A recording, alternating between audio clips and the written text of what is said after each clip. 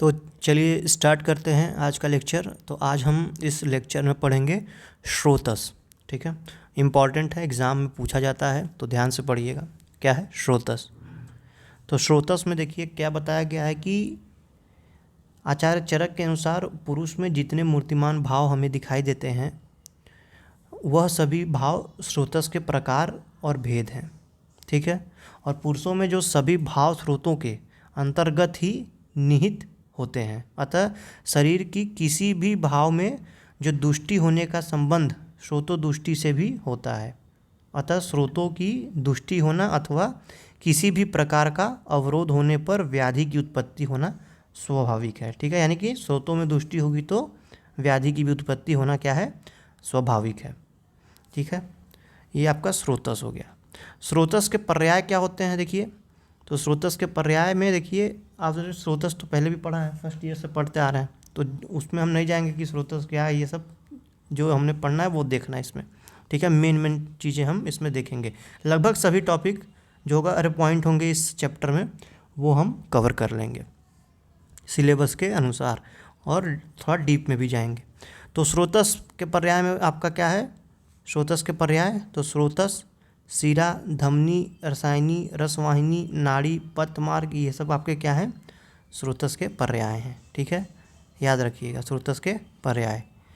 भेद कितने होते हैं स्रोतस के? तो स्रोतस के भेद में बताया गया है बहिर्मुख स्रोतस, अंतर्मुख स्रोतस। ठीक है, दो प्रकार के बताए गए हैं, बहिर्मुख और अंतर्मुख स्रोतस। वहीं स्रोतस के पर्याय अरे प्रकार में क्या बताया गया है, तो आचार्य चरक के अनुसार 13 स्रोतस होते हैं। ठीक है, ठीक है, आचार्य चरक के अनुसार कितने होते हैं, 13 स्रोतस होते हैं। कौन कौन से? प्राण, उदक, अन्न, 7 धातुएं यानी कि रस, रक्त, मांस, मेद, अस्थि, मज्जा और शुक्र, और 3 मल यानी कि मूत्र, पुरुष और स्वेद। ये आचार्य चरक के अनुसार कितने होते हैं, 13 स्रोतस होते हैं। वहीं आचार्य सुश्रुत के अनुसार कितने, 11 स्रोतस होते हैं। ठीक है, आचार्य सुश्रुत के अनुसार क्या है, 11 योगवाही स्रोतस होते हैं। प्रत्येक स्रोतस दो होते हैं। ठीक है, तो प्राण, उदक, अन्न, पंच धातुएं यानी कि रस, रक्त, मांस, मेद और शुक्र, 2 मल यानी कि मूत्र, पुरुष और आर्तव। ठीक है, इन्होंने किसको माना, आर्तव को मान लिया है। तो ये आपके स्रोतस के क्या हो गए, प्रकार हो गए।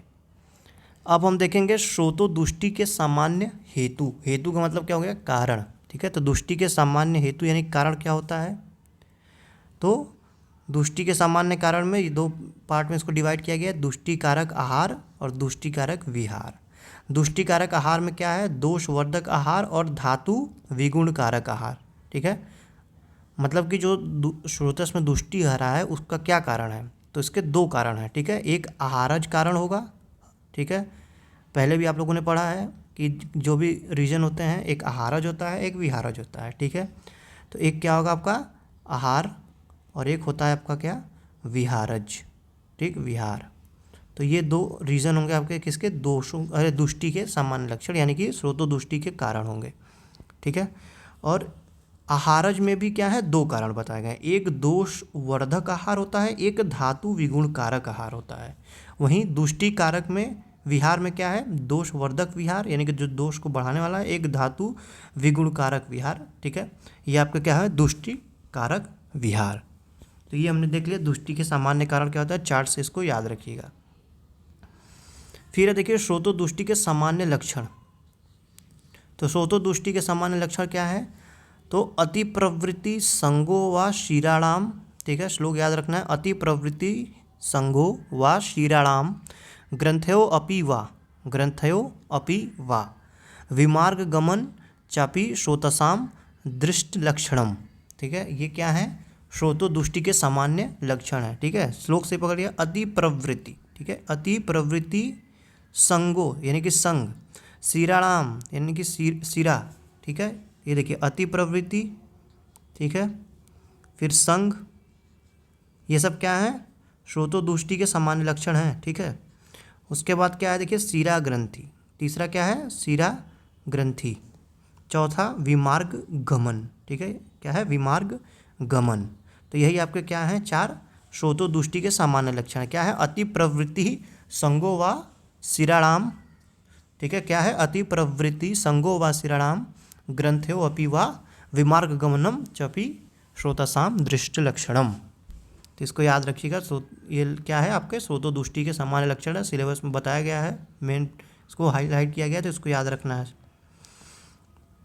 फिर देखिए पहला, प्राण व स्रोतस का मूल। ठीक है, तो अब हम एक एक स्रोतस के डिटेल में देखते हैं। तो प्राण व स्रोतस का मूल यानी कि उसका स्थान क्या बताया गया है, तो प्राण व स्रोतस का मूल स्थान बताया गया है हृदय और महास्रोतस। ठीक है, श्लोक याद रखना है सबको।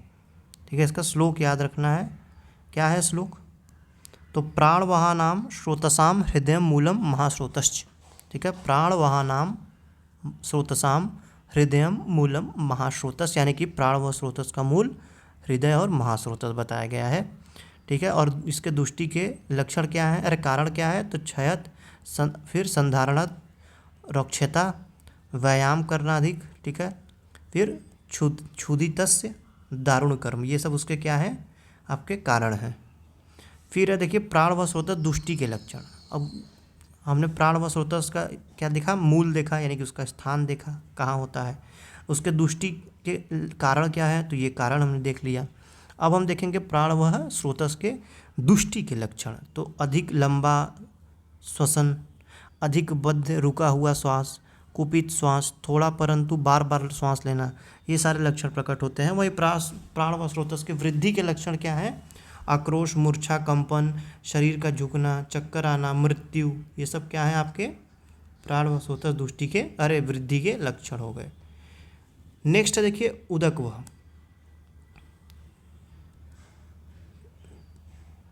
ठीक है, क्या है उदकवह, तो उदकवह में क्या बताया गया है, तो उदकवह में देखिए उदकवहानाम स्रोतसाम तालुमूलम क्लोमच। ठीक है, इसके क्या है, उदकवहानाम स्रोतसाम तालुमूलम क्लोमच, ये उसका स्थान बताया गया है, यानी कि तालु और क्लोम। ठीक, ये उसके क्या है, स्थान बताए गए हैं। फिर देखिए उदक व स्रोतस दुष्टि के लक्षण में क्या है, दुष्टि में आपका उष्ण आहार विहार के सेवन से, आम दोष के कारण, भय के कारण, मद आदि पान के कारण, तो ये सारे पॉइंट इसको याद रखना है आप लोगों को।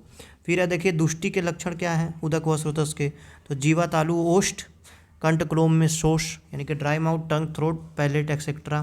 ठीक, गंभीर पिपासा यानी कि सीवियर थ्रस्ट यानी कि तृष्णा।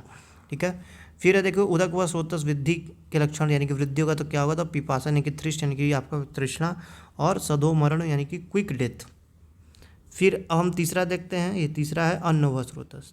ठीक है, अन्न व स्रोतस का मूल स्थान बताया गया है, तो अन्न वहानाम स्रोतसामशयो मूलम वाम च पार्श्व, यानी कि आमाशय और वाम पार्श्व, ये इसके स्थान बताए गए हैं। ठीक है, ये किसने बताया, आचार्य चरक के अनुसार बताया गया। यहाँ आचार्य सुश्रुत के अनुसार क्या बताया गया, आमाशय और अन्नवाहिनी धमनियाँ। फिर इसके दुष्टि के लक्षण क्या है, तो दुष्टि में अति मात्रा में भोजन, अकाल भोजन, अहित भोजन और अग्नि की विगुणता। ठीक है, बस पॉइंट याद रखिएगा सारी। फिर देखिए अन्न व स्रोतस दुष्टि के लक्षण। दुष्टि में तो अन्न में अभिलाषा, अरुचि, अविपाक, छर्दी, ये सब लक्षण प्रकट होंगे कब, दुष्टि के लक्षण में। फिर अन्न व स्रोतस वृद्धि होगा तो क्या होगा, तो अधमान, अन्न द्वेष, तृष्णा, मृत्यु, शूल, वमन, अंधता, ये सब लक्षण प्रकट होते हैं कब, जब अन्न व स्रोतस में वृद्धि आ जाती है। चौथा पॉइंट बढ़ते हैं चौथे स्रोतस की तरफ, यानी कि रस व स्रोतस। तो रस व स्रोतस का श्लोक याद रखना है, रस वहानाम स्रोतसाम हृदयम मूलम दश च धमन्य, यानी कि इसका क्या स्थान बताया गया है, तो रस व स्रोतस का, तो रस वहानाम स्रोतसाम हृदयम मूलम दश च धमनिया, यानी कि 10 धमनियाँ। ठीक है, 10 धमनियाँ और हृदय किसके अनुसार ही है, चरक के अनुसार, आचार्य चरक के अनुसार। वहीं आचार्य सुश्रुत ने इसके स्थान बताया है, क्या है, तो रस व स्रोतस का 2 मूल होते हैं, हृदय तथा 10 रसवाहिनी धमनियाँ। फिर वैसे ही स्रोतस की दुष्टि क्या होगी, तो गुरु भोजन का सेवन, शीतल द्रव्यों का सेवन, अति मात्रा में भोजन, फिर अति स्निग्ध भोजन द्रव्यों का सेवन, तो ये सारे पॉइंट याद रखिएगा। ठीक है, इसमें कुछ बताने वाली चीज़ें हैं नहीं। फिर देखिए रस व स्रोतो वृद्धि की लक्षण, यानी कि वृद्धि होगा तो क्या होगा, तो शोष लक्षण अतिरिक्त प्राण व स्रोतस वृद्धि के ही लक्षण दिखाई देते हैं, यानी कि जो प्राण व स्रोतस के लक्षण होते हैं वही रस व स्रोतस में भी दिखाई देते हैं। पांचवा है देखिए आपका रक्त व स्रोतस। रक्त व स्रोतस का स्थान क्या बताया गया है, तो आपका शोणित वहानाम स्रोतसाम यकृत मूलम प्लीहा च। ठीक है, आचार्य चरक के अनुसार और आचार्य सुश्रुत के अनुसार रक्त वह द्वे तर्योमूलम यकृत प्लीहानो रक्तवाहिन्यश्च धमनिया, यानी कि आपका आचार्य चरक ने बताया है यकृत और प्लीहा, और आचार्य सुश्रुत ने क्या बताया है, रक्तवाहिनी धमनिया और आपका यकृत प्लीहा। फिर देखिए रक्तवाह स्रोतस का दुष्टि। दुष्टि में क्या है, विदाही अन्नपान का प्रयोग, स्निग्ध भोजन का प्रयोग, उष्ण द्रव्यों का प्रयोग, ठीक है, ये सब याद रखिएगा। द्रव यानी कि पतला द्रव का प्रयोग, ये सब आपके क्या है, दुष्टि के लक्षण। वृद्धि और दुष्टि के हो गए। अब है देखिए रक्तवाह स्रोतस के दुष्टि के अन्य हेतु, यानी कि कुछ अन्य कारण क्या है, तो रक्तवाह स्रोतस के दुष्टि के कुछ अन्य कारण में जैसे कि आपका विधि शोधित अध्याय में वर्णित रक्त दुष्टि निदान के समान ही है, अतः रक्त दुष्टि हेतुओं का सेवन, ये मत याद रखिएगा, बस इतना याद रखिएगा, ठीक है, ये वाला ऊपर वाला, ये वाला पॉइंट, ये दुष्टि के लक्षण। फिर है देखिए रक्तवाह दुष्टि के लक्षण, ठीक है,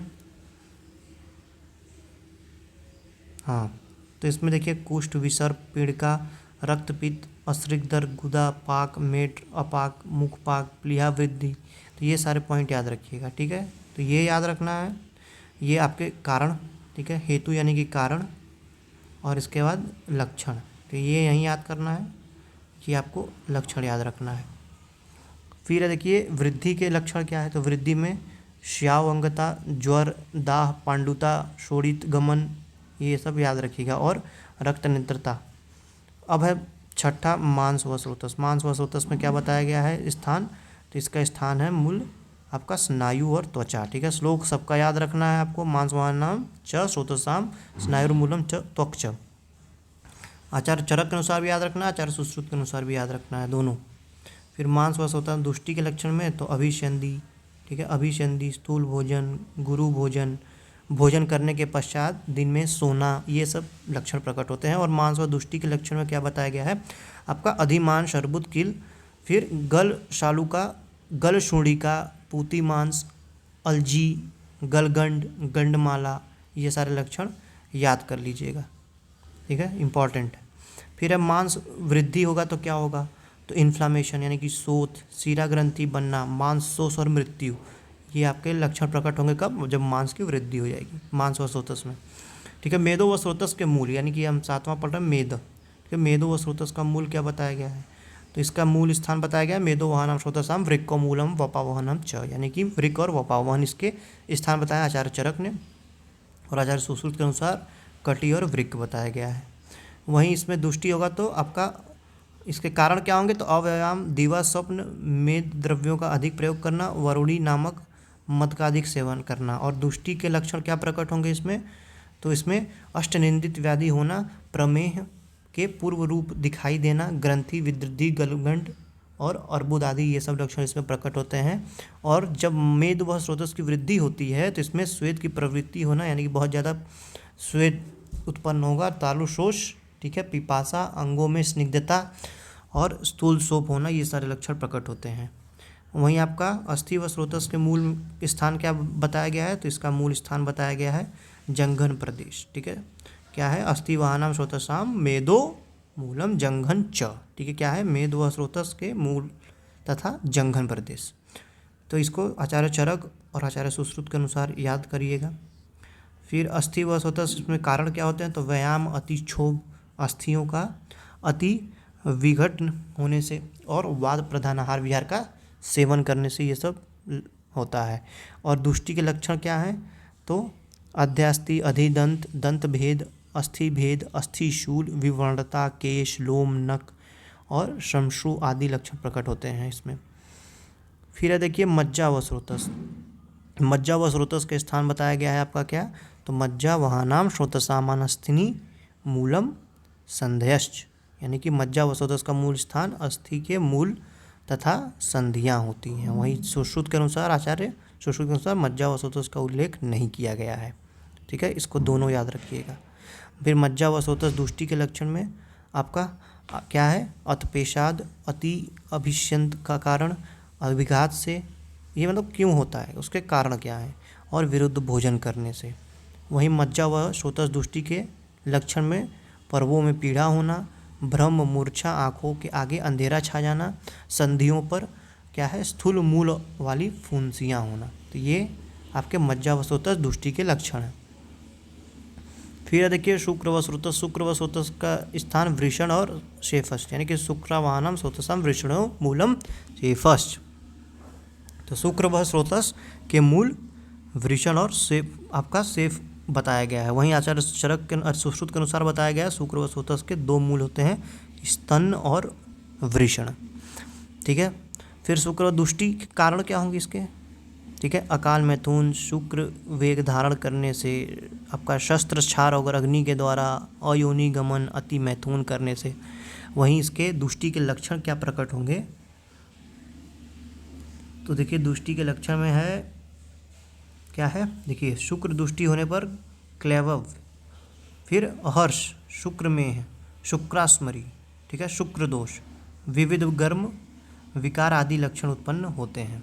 वहीं जब इसकी वृद्धि हो जाती है तो क्या होता है, तो वृद्धि होने पर चिरात परिषक प्रशेक, ठीक है, रक्त शुक्रता और क्लिबता, ये सारे लक्षण प्रकट होंगे। वहीं मूत्रवसोतस के मूल क्या है, ठीक है, मूत्रवसोतस का मूल, तो मूत्रवाहनाम श्रोतसाम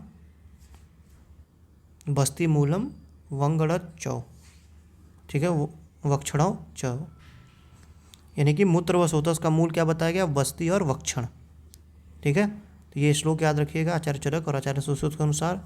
फिर मूत्रवसोतस दुष्टि के कारण क्या है, तो मूत्रवेग का धारण करना जल पीने से, ठीक है, मूत्रवेग धारण कर लिया, उसके बाद जल पीने से, और मूत्रवेग धारण कर भोजन करने से, और मूत्रवेग धारण करके स्त्री सेवन करने से। ठीक है, ये सब क्या है आपके लक्षण है, अरे कारण है। ठीक है, किसके कारण है ये है मूत्रवस्रोतस के कारण। ठीक, फिर देखिए मूत्रवस्रोतस दुष्टि के लक्षण, दुष्टि में क्या होगा, तो मूत्र का अधिक प्रवृत्ति होना, मूत्र का रुक रुक के आना, ठीक है, मूत्र मार्ग में अवरोध उत्पन्न होना, विकृति मूत्र आना, विकृत मूत्र, ठीक है, मूत्र का सामान्य संगठन में न आना, अल्प मात्रा में परंतु बार बार और पीड़ा के साथ मूत्र की प्रवृत्ति होना, ये सारे लक्षण प्रकट होंगे।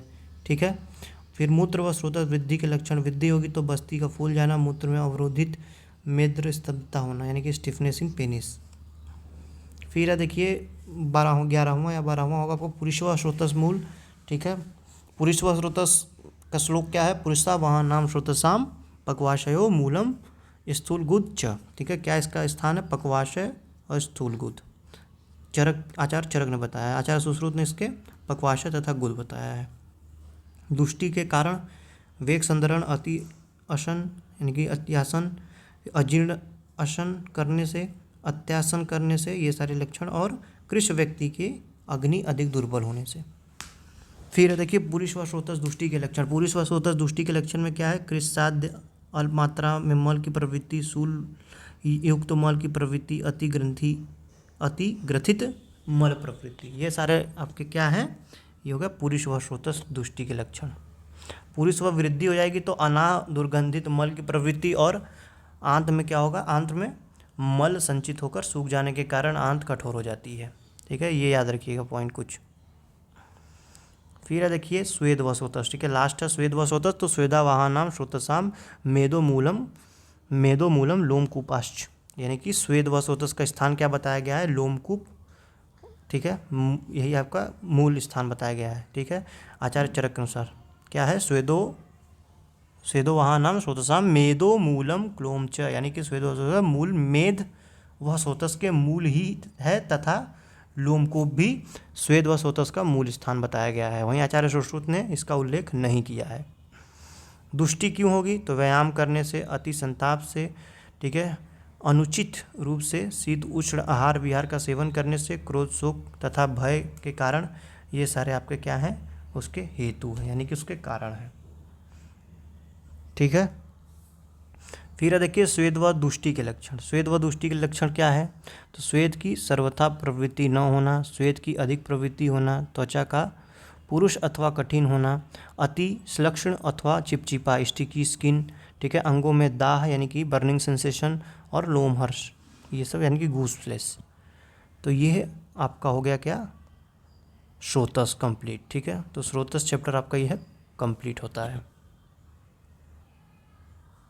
तो इसको देख लीजिएगा, कहीं दिक्कत होगा तो व्हाट्सएप पे पूछ सकते हैं, ठीक है।